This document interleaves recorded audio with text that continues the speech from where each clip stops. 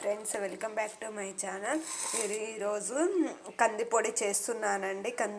కందిపప్పు 1 కప్పు తీసుకున్నాను, 8 మిరపకాయలు తీసుకున్నా, కరివేపాకు, వెల్లిపాయలు, జీలకర్ర, ధనియాలు 1 స్పూన్ తీసుకుని ఇప్పుడు వేయించుకుందాం. అన్నిటిని ధనియాలు వేయించుతున్నానండి, అంతే జీలకర్రని కూడా వేయించుతున్నానండి.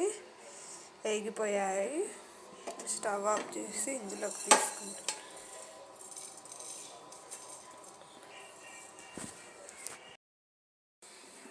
అదే ప్యాన్లో కందిపప్పు వేయించుకుందాం దూరగా.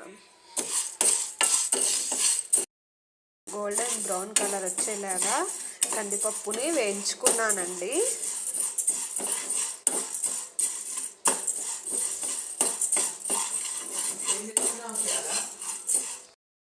పప్పు వేగిపోయిందండి. వెండి మిరపకాయలు వేయించుకుందాం. రెస్టారెంట్ స్టైల్లో ఎలా చేయాలో చూపిస్తానండి. టేస్ట్ చాలా బాగుంటుందండి. వేడివేడి అన్నంలో నెయ్యి వేసుకుంటే కందిపొడి టేస్ట్ చాలా బాగుంటుందండి. వేగిపోయాయండి, ఇప్పుడు మిక్సీ పెట్టుకుందాం. ఎల్లిపాయలు వేస్తున్నాను.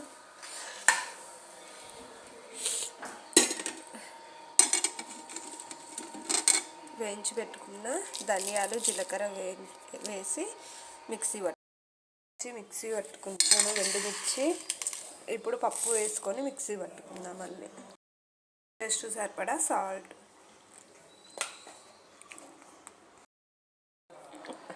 మొత్తం మిక్సీ పట్టుకున్నానండి. పప్పు, వెండి మిరపకాయలు మొత్తం మిక్సీ పట్టుకుని ఇప్పుడు సర్వ్ చేసుకుందాం. రెడీ అయిపోయిందండి. చాలా వేడివేడి అన్నంలో నెయ్యి వేసుకొని తింటే చాలా టేస్టీగా ఉంటుందండి. లైక్ చేయండి, షేర్ చేయండి, సబ్స్క్రైబ్ చేయండి. Thank you all.